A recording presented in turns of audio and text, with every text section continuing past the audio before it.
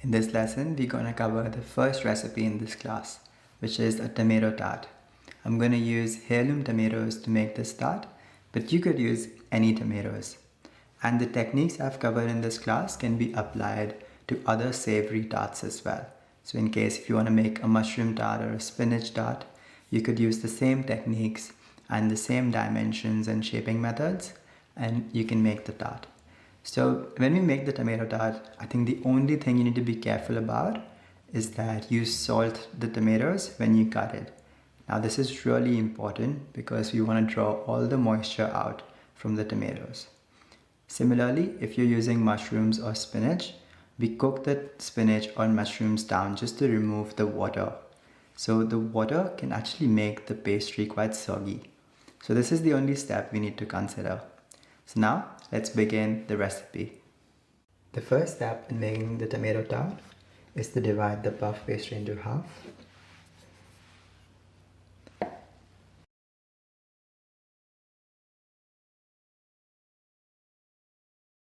So let's stretch this out to roughly about 20 centimeter in a 20 centimeter square. Put a little bit of flour.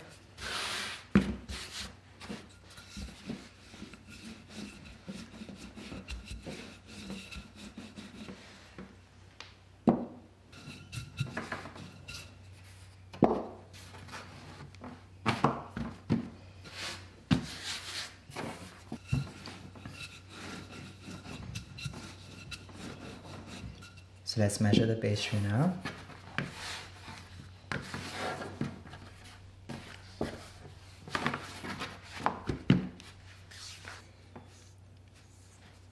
Perfect. So that's about 20 centimeter into 20 centimeters. And what we'll do is when we shape it, we'll just cut the ends to make it neater. But for now, just brush off all the excess flour and put it on a tray because the pastry needs to chill a little bit before we cut it because it feels quite soft right now. Just gently put it on a tray with baking paper.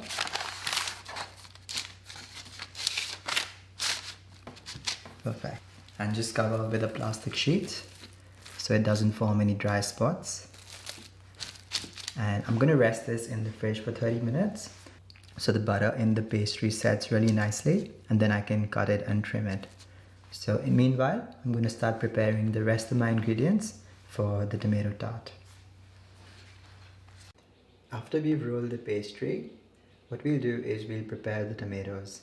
So I have some beautiful heirloom tomatoes here, and you can use any tomatoes actually. You can use cherry tomatoes. You can even use whole tomatoes, but just slice them.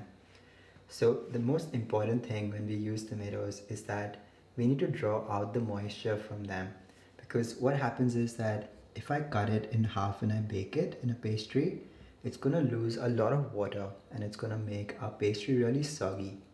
So what I'm gonna do is cut this in half and then salt it for roughly about 10-15 minutes so it draws out some of the moisture, and then we can use it in making our pastry. So just cut the tomatoes in half and they look so beautiful. I really like using heirloom tomatoes because they have a really sweet flavor and they have different colors, and it also tastes really nice. So if you can get your hands on this, that would be really nice.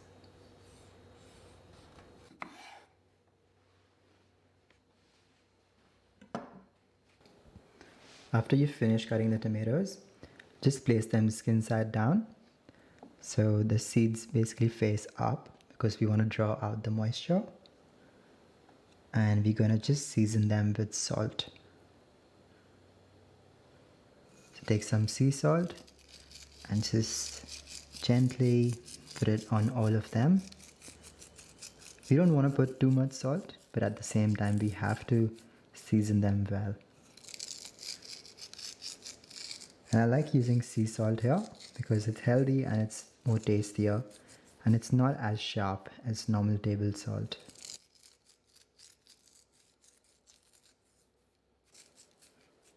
Perfect. I'm also going to season it with a little bit of black pepper.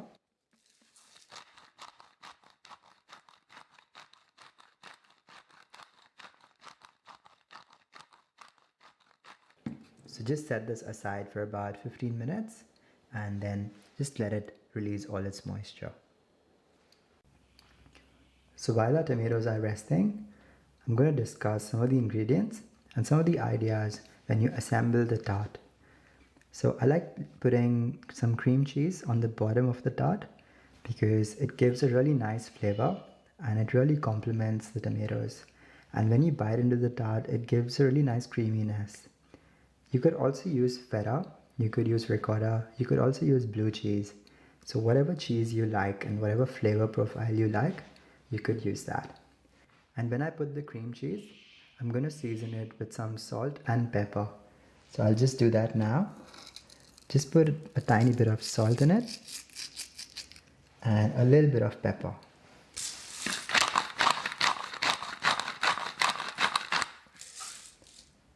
And just mix it through.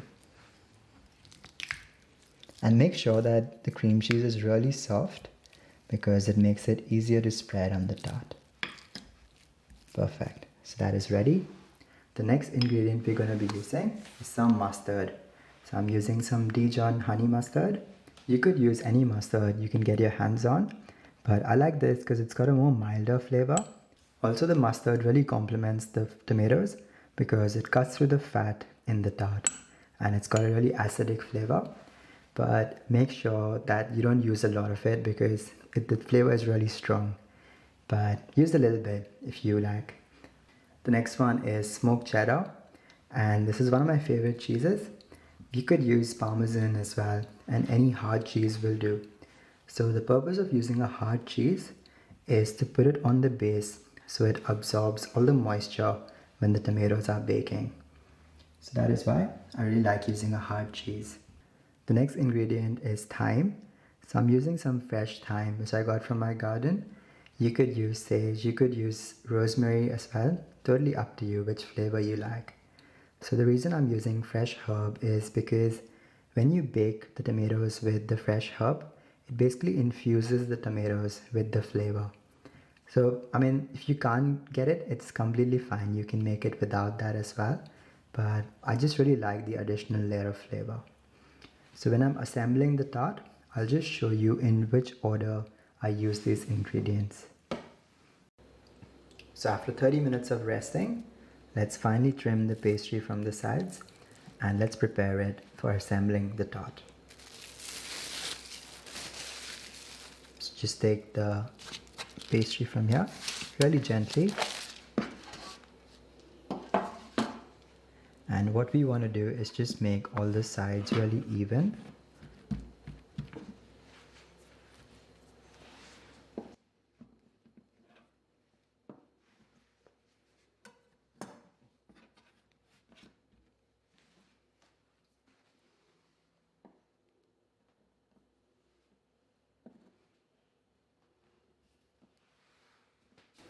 Just cut the side as well. And what this does is it gives you a more neater presentation when you bake the pastry.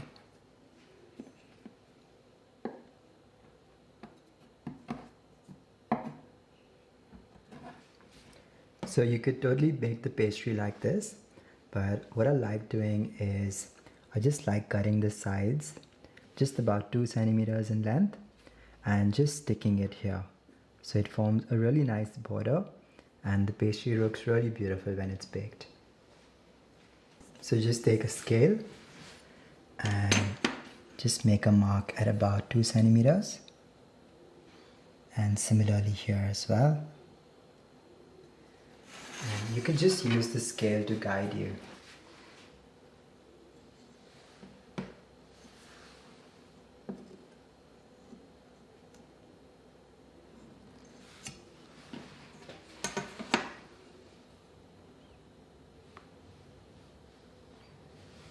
Perfect. And similarly here as well.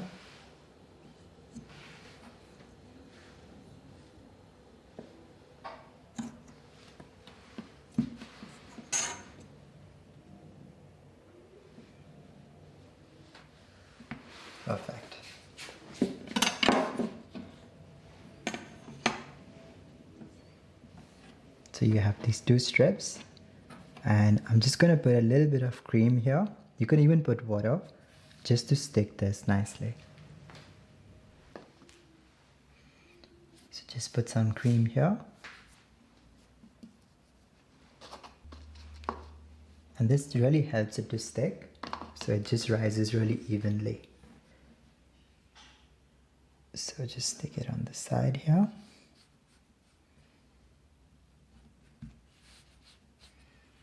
Perfect.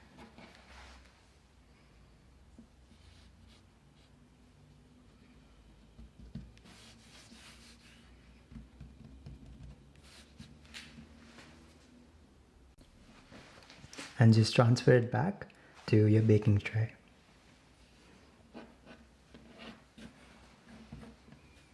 Just very gently.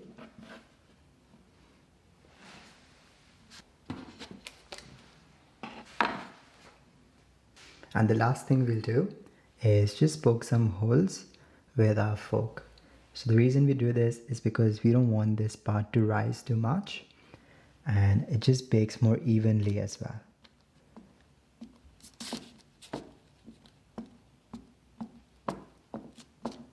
So not too many, but just so that it's really even.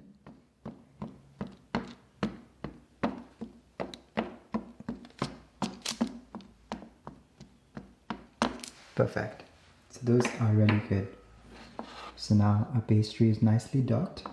So after you've docked your pastry, we're going to put it in the freezer for 20 minutes so that it sets really nicely, and it'll be easier to put the toppings on it if it's nicely set. And also I'm going to put the oven to preheat at 200 degrees Celsius for 20 minutes until the pastry is ready. So it's been 20 minutes, and now let's learn how to finally assemble the tart for baking. And our oven is nicely preheated. So the first thing I do is I put a little bit of mustard in the bottom, just a really thin layer.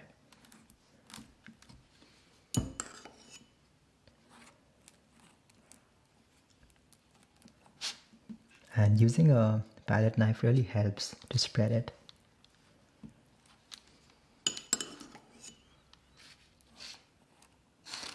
So that should be good. Just make it even.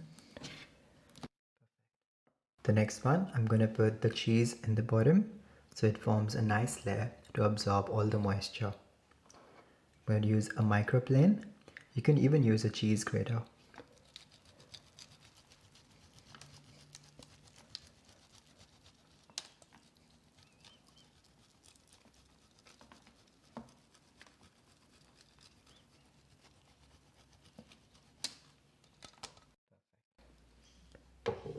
The next one is going to be our cream cheese.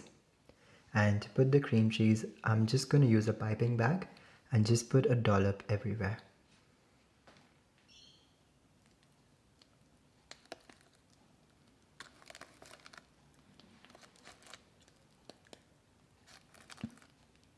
And don't worry if it's too thick, because we can spread it with the palette knife.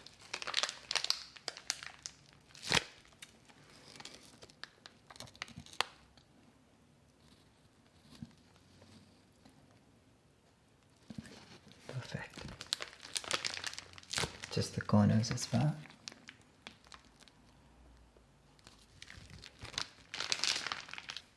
Just even it out with a palette knife.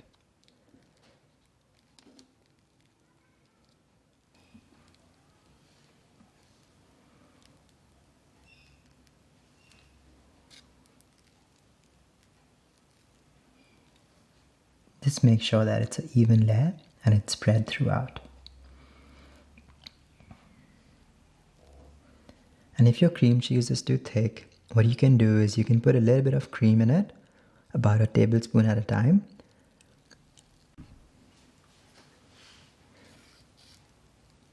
So when we press it, it just spreads really nicely.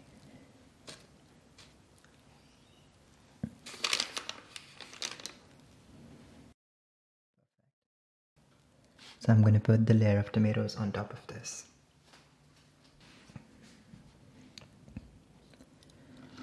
Just put it really randomly but make sure that there are different colors everywhere, so there's nice color contrast.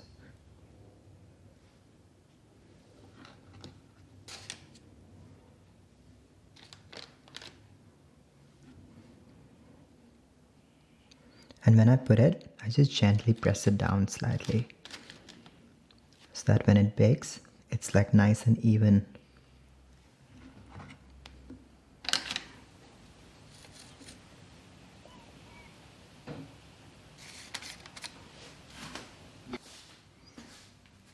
And just put some thyme to finish it. So just sprinkle it on top.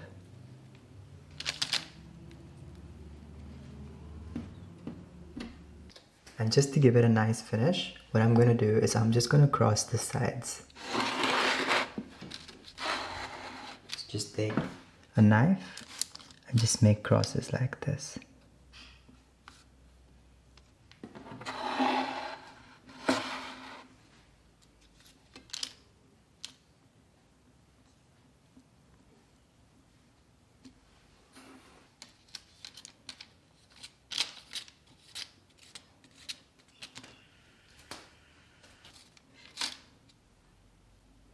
So when it bakes, it'll give a really nice finish. And before putting in the oven, just put a little bit of olive oil and a little bit of salt and pepper.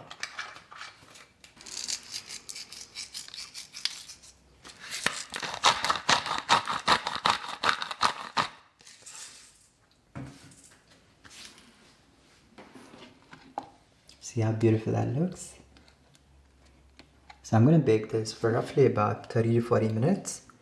So at 30-minute mark, I'm just going to check if the tomatoes are nicely caramelized, and then probably I'll push it for another 10 minutes.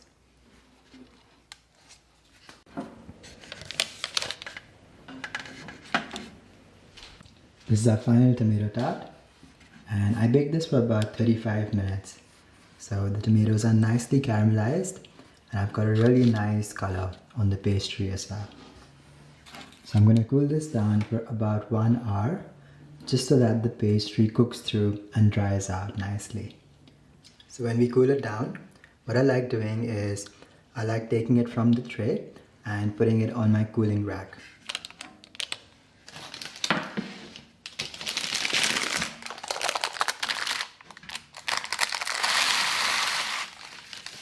So all the moisture basically evaporates and you don't get a soggy crust when you do this. So let's check after 1 hour when we'll finish the pastry. So our pastry has been cooling for 1 hour now, and what I like doing is just trimming the edges, because I can see that there's slight burn on the edges, and just make it neater. So just use a bread knife and just gently trim the edges like that. So it looks more neater now. You don't have any burnt edges. And now it's totally up to you how many portions you want to make this in. So I would say this would roughly make about 5 portions. But if you cut it a little bit more smaller, like into half, then maybe it would make about 10 portions.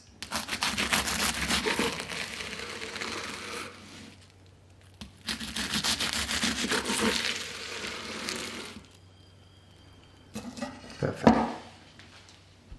To finish it, I'm going to put some finely chopped parsley. You can also put some basil in there. You can also put thyme. So any herbs you have. Just sprinkle it on top.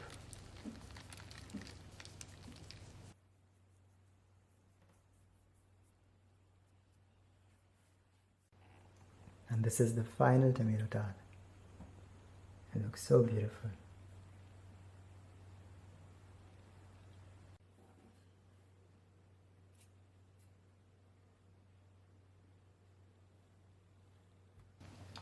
So I'm going to take a bite and see how it tastes like.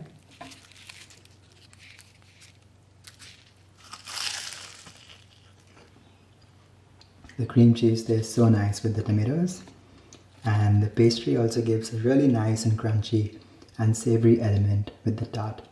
So I really like this tart, and I really hope you enjoyed this recipe as well.